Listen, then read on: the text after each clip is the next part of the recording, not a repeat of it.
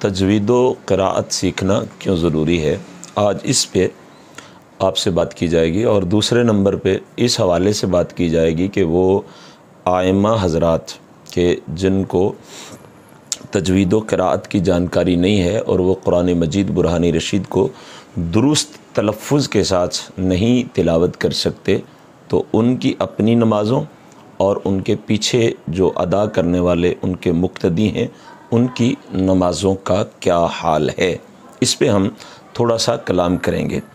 تجوید و قراءت کیوں ضروری ہے؟ واضح رہے کہ 29 حروف تہجی ہیں جن سے قرآن مجید برہان رشید مارز وجود میں آتا ہے، جنہیں حروف تہجی کہا جاتا ہے۔ یہ تمام کے تمام حروف ایک دوسرے سے جدا جدا ہیں، مگر کچھ حروف ایسے ہیں کہ جن کی آوازیں ایک دوسرے سے ملتی جلتی ہیں، جیسا کہ تا اور طا۔ یہ پہلے باریک تا 2 نقطوں والا ہے اور دوسرا طا جسے ہم اردو میں توئیں کہتے ہیں، یہ ہے۔ اب یہ دونوں کی آوازیں آپس میں ملتی جلتی ہیں، ان کو گڈ مڈ کر کے پڑھ دینا، ایک طرح سے پڑھ دینا، یہ غلط ہے، اور ان دونوں میں فرق کر کے پڑھنا اس کو تجوید کہتے ہیں۔ اب جو نقطوں والا تا ہے وہ باریک ہے، اسے پڑھا جائے گا تا، اور جو توئیں والا طا ہے وہ پر ہے اور اسے پڑھا جائے گا طا۔ اسی طریقے سے سین، ثا اور صاد، یہ 3 حروف ہیں۔ بالعموم جو لوگ تجوید و قراءت سے ناواقف ہیں وہ جب ان کو پڑھتے ہیں تو ان میں کوئی فرق نہیں کر پاتے، مگر سوال یہ ہے کہ اگر ان کی آوازوں میں کوئی فرق نہیں تھا تو اللہ تبارک و تعالیٰ نے یہ الگ الگ 3 حروف کیوں بنائے؟ تو لا محالہ جب رب کائنات نے الگ الگ یہ 3 حروف بنائے ہیں اور نازل فرمائے ہیں تو یہ ماننا پڑے گا کہ ان کی آوازیں جدا جدا ہیں۔ اب آئیں، سب سے پہلے 3 نقطوں والا ثا، تو اس کو پڑھتے ہیں ثا، اس میں سیٹی کی آواز نہیں آتی۔ پھر آپ سین کو لیجئے تو اس میں سیٹی ہے اور یہ باریک پڑھا جاتا ہے اور یوں ادا ہوتا ہے سین۔ اب آپ صاد کو لے لیں تو یہ پر پڑھا جاتا ہے، اس میں سیٹی بھی ہے اور پر پڑھا جاتا ہے۔ اب تینوں کا فرق بالکل واضح ہے، تینوں پہ میں زبر ڈال کر کے ادا کرتا ہوں، آپ اس کے فرق کو نوٹ کیجئے۔ ثا، سا، صا، یہ تینوں حروف الگ الگ ادا ہو گئے۔ اسی طریقے سے باقی بھی حروف ہیں جن کی آوازیں آپس میں ملتی جلتی ہیں، تو ان کا فرق کرنا، الگ الگ ان کی آوازیں نکال کر کے ان کی مخرج کے مطابق اور ان کی صفات کے مطابق ادا کرنا یہ ضروری ہے، اور اگر ہم ان کی آوازیں ایک کر دیں تو یہ غلط ہے، اور جب یہ قرآن مجید برہان رشید میں ہم غلطی کریں گے تو اکثر اوقات معنی فاسد ہو جاتے ہیں، اور یہاں تک بھی ہے کہ کئی مقامات پہ معنی کفر تک بھی جا پہنچتے ہیں۔ 1-2 مثال میں آپ کے سامنے رکھتا ہوں کہ جو میں نے اس سے قبل وہ مثال تو حروف تہجی کو سمجھاتے ہوئے کوڈ نہیں کی، مگر اب یہاں پہ کوڈ کرنا چاہوں گا۔ 2 حروف ہیں، ایک ہے کاف جو ڈنڈے والا کتاب والا کاف ہے وہ، اور دوسرا ہے 2 نقطوں والا قاف جسے ہم اردو میں قینچی والا کاف بولتے ہیں۔ اب دونوں کی آوازوں میں فرق ہے، جو ڈنڈے والا کاف ہے وہ باریک پڑھا جاتا ہے اور جو نقطوں والا قاف ہے اسے پر پڑھا جاتا ہے، آواز اس کی کچھ یوں ہے، کاف اور قاف، تو یہ دونوں کی آوازوں میں فرق واضح ہو گیا۔ آپ میں سے جو بالکل بھی نہیں تجوید کو جانتا وہ بھی جب میرے یہ الگ الگ حروف کو ادا کرنا سنے گا تو وہ فرق محسوس کرے گا کہ ان دونوں میں فرق موجود ہے۔ اب آئیے ذرا نماز کی حالت میں ہمارے ہاں آقا کریم صلی اللہ تعالی علیہ وسلم کی امت کی اکثریت سورہ فاتحہ کے بعد سورہ اخلاص تلاوت کرنے کا شرف حاصل کرتی ہے، تو اس کا پہلا حرف، پہلا کلمہ جو ہے وہ قاف سے شروع ہوتا ہے، قل، تو اس کا معنی ہے جب یہ 2 نقطوں والے قاف سے ادا کیا جائے گا قل، تو اس کا معنی ہوگا فرما دیجئے، کہہ دیجئے۔ اور اگر یہاں پہ ہم باریک کاف یعنی کاف جو کتاب والا ہے اس کے ساتھ پڑھ لیں کل، تو اس کا معنی بن جائے گا کھاؤ۔ اب اس پوری آیت کا ترجمہ دیکھیے کہ کتنا بدل جائے گا۔ اگر ہم پڑھتے ہیں قل هو اللہ احد، تو اس کا مطلب ہے فرما دیجئے کہ اللہ ایک ہے۔ اور اگر ہم کاف کو بری کر کے پڑھتے ہیں کل هو اللہ احد تو معاذ اللہ ثم معاذ اللہ اس کا ترجمہ بن جائے گا کہ کھاؤ اللہ ایک ہے۔ اب کون مسلمان ہے کہ جو یہ کہنے کی جسارت کرے؟ لا محالہ کوئی بھی بندہ مومن جو نماز کے لیے کھڑا ہے وہ ایسا تصور بھی نہیں کر سکتا، مگر ہم شعوری طور پہ اور لا شعوری طور پہ یہ غلطی کر جاتے ہیں۔ اسی حرف کی ایک اور مثال لے لیجئے، یہ ایک لفظ ہے قلب، جو موٹے قاف یعنی نقطے والے قاف کے ساتھ ہے قلب، اور ایک ہے قلب باریک کاف کے ساتھ۔ اب جو دو نقطوں والے قاف کے ساتھ قلب ہے اس کا معنی ہے دل، اور جو باریک کاف والے باریک کاف کے ساتھ قلب ہے اس کا معنی ہے کتا۔ اور اب اگر آپ آئیں ذرا اس کو ہم قرآن مجید برہان رشید کی روشنی میں دیکھتے ہیں۔ اللہ تبارک و تعالیٰ ایک جگہ پہ ارشاد فرماتا ہے کہ اے پیارے حبیب علیہ الصلاۃ والتسلیم، ہم نے اس قرآن کو آپ کے دل پر، آپ کے قلب اطہر پر نازل کیا۔ تو کلمہ کیا ہے؟ قلبو کا۔ اے پیارے حبیب علیہ الصلاۃ والسلام، ہم نے آپ کے دل پر اس قرآن کو نازل کیا۔ معاذ اللہ ثم معاذ اللہ، اگر یہاں پہ یہ پڑھ دیا جائے کہ قلبو کا باریک کاف سے پڑھ دیا جائے تو اس کا معنی کس قدر برا ہو جاتا ہے۔ معاذ اللہ زبان زیب نہیں دے رہی، مگر میں صرف سمجھانے کے لیے اس کو بیان کر رہا ہوں کہ اگر باریک کاف سے اس کو پڑھ دیا جائے قلبو کا تو اس کا معنی یہ ہو جائے گا کہ اے محبوب صلی اللہ تعالی علیہ وسلم، ہم نے اس قرآن کو آپ کے کتے پہ نازل کیا۔ اب کون مومن ہے کہ جو یہ کہنے کا سوچ بھی سکتا ہے؟ مگر ہم شعوری اور لا شعوری طور پہ قرآن مجید برہان رشید کی تلاوت میں یہ غلطی کرتے ہوئے نظر آتے ہیں۔ اسی لفظ کی اور اسی کلمے کی ایک اور مثال آپ لے لیجئے۔ ہم ایمان کی صفتیں یاد کرتے ہیں تاکہ ہمارا ایمان کامل ہو جائے۔ اس میں ایک کلمہ آتا ہے وَتَصْدِيقٌ بِالْقَلْبِ، کہ دل کے ساتھ تصدیق کرتا ہوں۔ اب اس کا معنی یہ ہے کہ میں دل کے ساتھ تصدیق کر رہا ہوں، اور اگر اس کو یوں پڑھ دیا جائے تصدیقٌ بالقلب باریک کاف کے ساتھ پڑھ دیا جائے تو معاذ اللہ اس کا معنی وہی بنے گا کہ میں کتے کے ساتھ تصدیق کرتا ہوں۔ معاذ اللہ ثم معاذ اللہ، ہرگز اس بات کی اجازت نہ کوئی مومن خود کو دے سکتا ہے نہ کسی کو دے سکتا ہے، مگر ہم یہ پڑھتے ہوئے عربی متن میں یہ غلطیاں آئے روز کرتے ہوئے نظر آتے ہیں۔ اس طرح کی درجنوں مثالیں۔ ایک مثال میں یہاں پہ اور دے کر کے بات کو تھوڑا سا آگے بڑھانا چاہتا ہوں کہ سورہ فاتحہ کی پہلی آیہ مبارکہ کو آپ دیکھ لیجئے۔ ہا اور ہا یہ دو حرف ہیں جو الگ الگ ہیں۔ ہا وسط حلق سے ادا ہوتا ہے اور ہا انتہائے حلق سے ادا ہوتا ہے۔ اب دونوں کی آوازوں میں فرق ہے، آپ نوٹ کیجئے، ہا اور ہا۔ اب آپ کے کان بھی یہ گواہی دے رہے ہیں، آپ کی سماعت گواہی دے رہی ہے کہ یہ دو حروف الگ الگ ہیں۔ سورہ فاتحہ شریف کی پہلی آیہ مبارکہ کو پڑھیے، الحمدللہ رب العالمین، جس کا ترجمہ آپ سب جانتے ہیں کہ تمام تعریفیں اس رب کے لیے ہیں، اس خالق کے لیے ہیں، اس ذات کے لیے ہیں جو تمام عالمین کا رب ہے، اس کے لیے ہیں، تمام صفات اس کے لیے ہیں، تمام حمدیں اس کے لیے ہیں۔ اور اگر یہاں پہ الحمد یعنی ہا وسط حلق سے نہ لی جائے بلکہ انتہائی حلق سے یا دوسری ہا ادا کر دی جائے تو اس کا معنی کتنا بدل جاتا ہے کہ جب ہم پڑھیں گے حمد یعنی حمد نہیں پڑھیں گے بلکہ حمد پڑھیں گے تو یہ حمد جو ہے اس کا ایک معنی سکون ہے، ایک معنی موت ہے، ایک معنی قحط سالی ہے، اور ایک معنی بخل ہے، اور ایک معنی دعا ہے۔ معاذ اللہ، اب ان جتنے میں نے آپ کو معنی بتائے ہیں ان میں سے ایک معنی بھی رب کائنات جل وعلا کے لیے زیبا نہیں ہے۔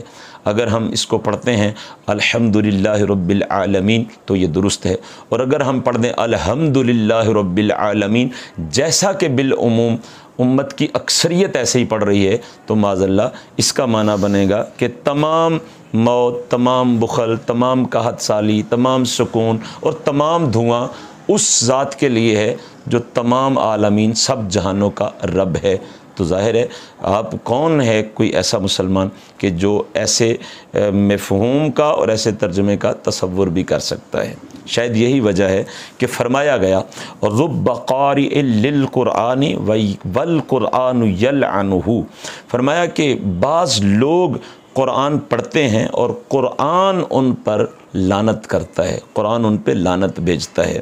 لا محالہ وہ یہی لوگ ہیں کہ جو قرآن مجید برہان رشید کو بدل دیتے ہیں، قرآن مجید کے حروف کو بدل دیتے ہیں، اور جب بدل دیتے ہیں معنی بدل جاتے ہیں، جب معنی بدلتے ہیں تو پھر قرآن مجید برہان رشید کی تلاوت کرنے کا مقصد صرف فوت ہی نہیں ہو جاتا بلکہ الٹا عذاب ہوتا ہے، الٹا گناہ ہوتا ہے۔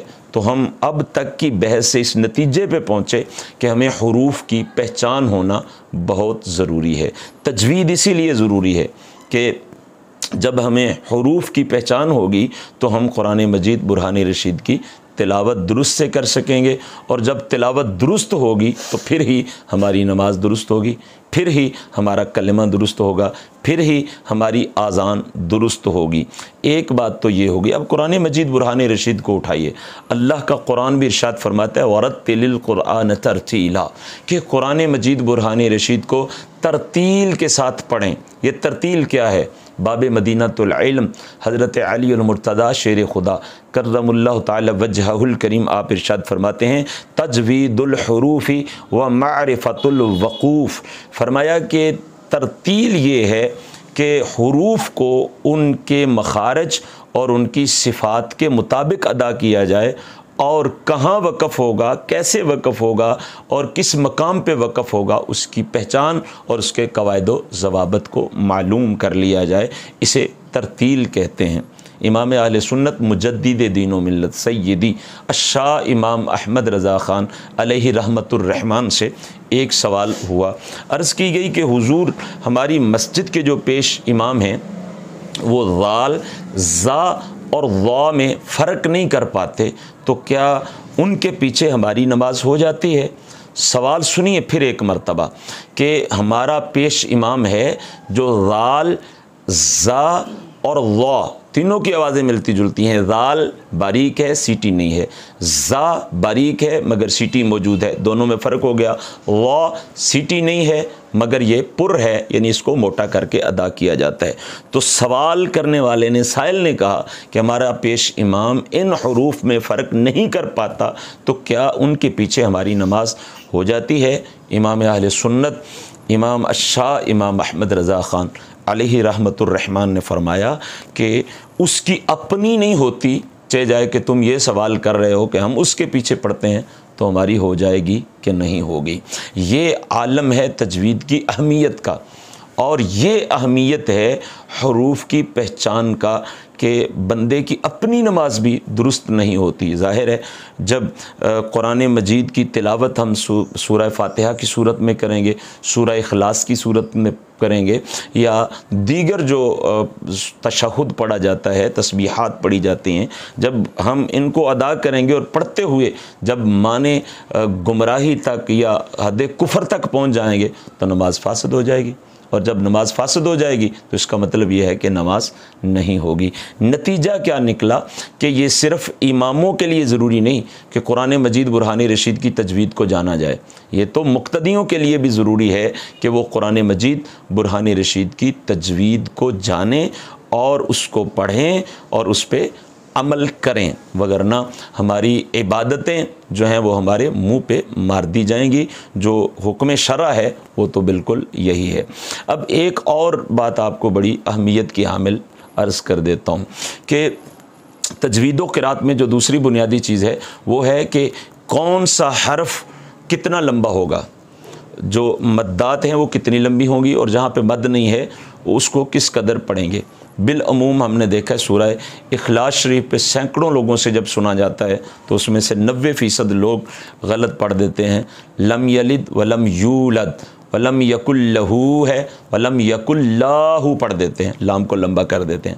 اب اس کو فرق سمجھانے کے لیے میں آپ کو قرآن پاک کی مثالیں نہیں دیتا بلکہ آئیے آپ کو میں کچھ ناموں کی مثالیں ایک دو دے دیتا ہوں کہ کتنا فرق پڑتا ہے کہ ایک حرف جس کو لمبا نہیں کرنا اس کو لمبا کر دیا، اور جس کو لمبا کرنا تھا اس کو چھوٹا کر دیا، تو کتنا فرق پڑتا ہے۔ ہمارے یہاں پہ ایک بچہ ہے حامد، اس کے نام کو آپ لے لیجئے حامد۔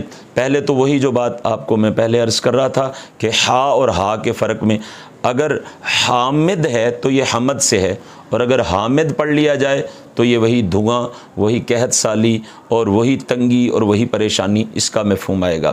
دوسرے نمبر پہ حامد میں الف مدہ ہے، اب اگر اس کو ہا کو لمبا نہ کریں تو پیچھے کیا لفظ بچے گا؟ حمد، تو یہ نام بگڑ جائے گا۔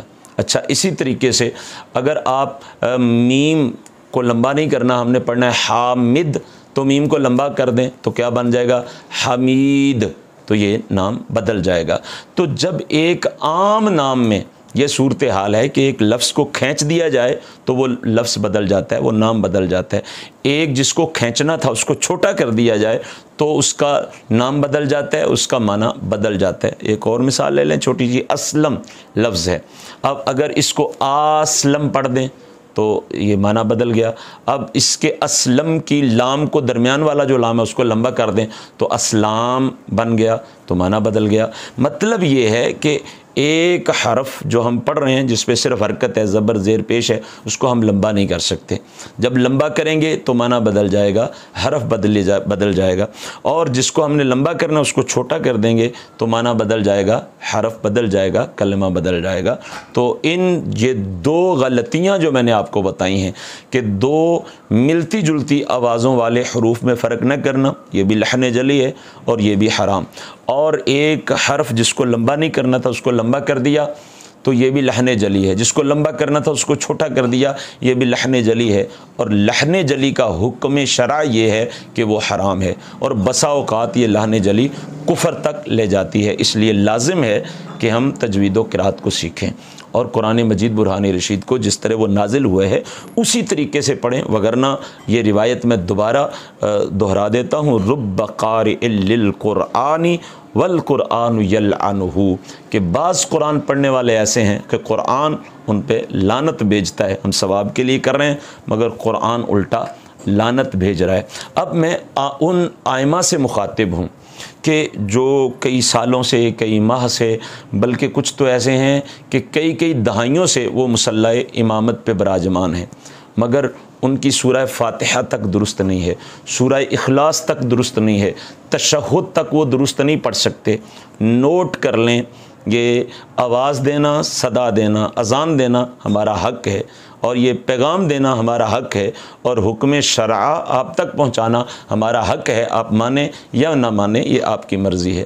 نہ یہ کہ آپ کی نمازیں برباد ہو رہی ہیں، ایسے امام جو تجوید و قرات کو نہیں جانتے، نہ یہ کہ وہ اپنی نمازیں برباد کر رہے ہیں، وہ اپنے مقتدیوں کی نمازیں بھی برباد کر رہے ہیں۔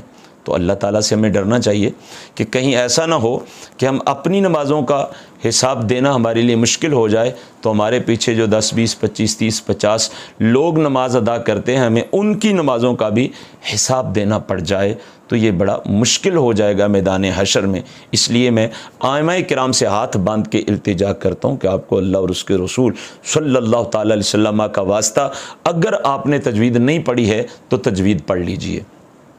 احباب ذی وقار، یہی درد لے کر اور یہی ایک پریشانی لے کر کے کہ جب ہم مختلف علاقوں میں، بندہ نچیز از خود اپنی بات کر رہے ہیں کہ جب مختلف علاقوں میں درس و بیان کے لیے جانا ہوتا ہے تو کبھی کبھار ایسا بھی ہوتا ہے کہ جماعت کھڑی ہوتی ہے اور ہم پیچھے سے شامل ہو جاتے ہیں، اور ہمارے ساتھی جب شامل ہوتے ہیں تو نتیجہ کیا نکلتا ہے کہ جو پیش امام ہے بیچارہ، اکثر اوقات ایسے ہوتا ہے کہ اس بیچارے کو تجوید نہیں آتی اور ہمیں نماز دوبارہ لٹانا پڑتی ہے۔ چونکہ ہم جانتے ہیں اس مسئلے کو کہ جو بندہ درست قرات نہیں کر رہا ہے اس کی تو اپنی نماز نہیں ہو رہی، تو چاہے جائے کہ ہم اس کی اقتدا کر رہے ہیں، تو پھر اگر ہم وہاں پہ مسئلہ بیان کر دیتے ہیں تو فتنہ پیدا ہو جاتا ہے، اور اگر مسئلہ بیان نہیں کرتے تو اللہ اور اس کے رسول کی بارگاہ کے مجرم بن جاتے ہیں۔ تو یہاں پہ آپ کو ایک پیغام دے دیا کہ خدا کا واسطہ ہے وہ لوگ جو تجوید و قرات کو نہیں جانتے وہ تجوید سیکھ لیجئے۔ यही दर्द लिए हमने सियालकोट के इलाके भागोवाल में 40 रोज़ा दौरा तजवीद व क़िरात का इनेकाद किया है, जो 11 जून से लेकर 31 जुलाई तक है। इसमें कुछ छुट्टियां आ जाएंगी, कुछ ईद की छुट्टियां आ जाएंगी, पीछे टोटल 40 दिन बचेंगे। सुबह 8 से लेकर 1:30 बजे तक क्लास का वक्त है। इंशाअल्लाह तबारक व तआला इन 40 दिनों में जो हमारे पास पढ़ने वाले तुलाबा होंगे, हम कोशिश करेंगे कि उनको तजवीद व क़िरात सिखा दी जाए। और वो जो इस्तेहकाक इमामत की पहली शर्त है कि कुरान मजीद बुरहान रशीद को दुरुस्त पढ़ने वाला हो, वो शर्त हम उसकी पूरी कर दें। फ़िकी मसाइल भी सिखाए जाएंगे इंशाअल्लाह, उसमें अक़ायद भी पढ़ाए जाएंगे, मगर हमारी ज़्यादा तवज्जो जो है वो तजवीद व क़िरात पे होगी, ताकि हमारे पास आने वाले अहबाब जो हैं वो दुरुस्त तलफ़्फ़ुज़ के साथ कुरान पाक पढ़ने वाले बन जाएं। तो अगर मुमकिन है आपके लिए तो हमारे इस कोर्स में शामिल हो जाएं। इंशाअल्लाह तबारक व तआला दीन व दुनिया की बेशुमार बरक़ात हासिल होंगी। और दूसरे और आखिरी नंबर पे बात यह है कि जो साहिब दूर दराज इलाके के रहने वाले हैं और जिन्होंने ये क्लिप सुन लिया है, उनसे ये मैं गुजारिश करता हूँ कि हम बहुत जल्द जो है वो यूट्यूब चैनल पे तजवीद व क़िरात की जो क्लासें हैं उनको स्टेप वाइज नशर करेंगे। नाम हम उसको ऑनलाइन तजवीद व क़िरात कोर्स ही का देंगे, तो वो बाज़ाब्ता तौर पे हम जो है वो डेली बेसिस पे उसको जो हमारा असबाक होंगे उनको नशर किया जाएगा। अगर आप घर बैठे हुए तजवीद व क़िरात सीखना चाहते हैं तो फिर आप हमसे रब्ता करें। स्क्रीन पे चलते हुए आप नंबर को देख लीजिए, इस नंबर पे आप रब्ता करके व्हाट्सएप के ज़रिए तो हमसे शेड्यूल ले लीजिए और घर में बैठ के आप तजवीद व क़िरात सीख लीजिए। जब मुनासिब वक्त आ जाए और जब आप तजवीद व क़िरात के इम्तिहान देने के काबिल हो जाएं तो फिर हमसे दोबारा रब्ता करके आप जो है वो हमसे एक शेड्यूल ले लीजिएगा, एक टाइम टेबल ले लीजिएगा, और बाकायदा तौर पे आप पेपर भी देना चाहें तो पेपर देकर हमसे सनद भी जारी करवा सकते हैं। मगर इल्तिमास ये है कि अगर आप आ सकते हैं तो यहाँ पे जामिया मस्जिद हुदैबिया भागोवाल में 11 जून से 31 जुलाई तशरीफ़ ले आएँ। इंशाअल्लाह तबारक व तआला आपको एक अच्छा कारी बनाया जाएगा। और अगर आप आ नहीं सकते या आप झिझकते हैं कि यार मैं इतनी देर से इमामत करवा रहा हूँ तो अब मैं क्या करूँ, कैसे करूँ, किस तरह मैं वहाँ पे जाऊँगा, वहाँ पे तो छोटे छोटे बच्चे होंगे। पहली बात तो यह है कि झिझकने वाली बात नहीं है। और अगर आपको फिर भी झिझक आती है, इसके बावजूद भी आपको झिझक आती है, तो फिर घर में बैठ करके हमारा जो ऑनलाइन कारी कोर्स होगा वो उसमें एडमिशन लीजिए। ये जो स्क्रीन पे हमारा नंबर चल रहा होगा इस पे रब्ता करके बाकायदा अपना दराज करवाइए, और जो शेड्यूल होगा उसके मुताबिक व्हाट्सएप के ज़रिए ही हमें सबक सुनाइए। और जब वक्त मुकर्ररा पे आके जब इख्तिताम हो जाए तो आप हमें पेपर दे करके बाकायदा तौर पे इम्तिहान दे करके हमसे सनद भी हासिल कर सकते हैं। नतीजा यही है कि तजवीद व क़िरात के बगैर कोई चारा नहीं है। इसलिए अपने हाल पे तरस खाइए और मौका मिला है तो आइए तजवीद व क़िरात पढ़ लीजिए।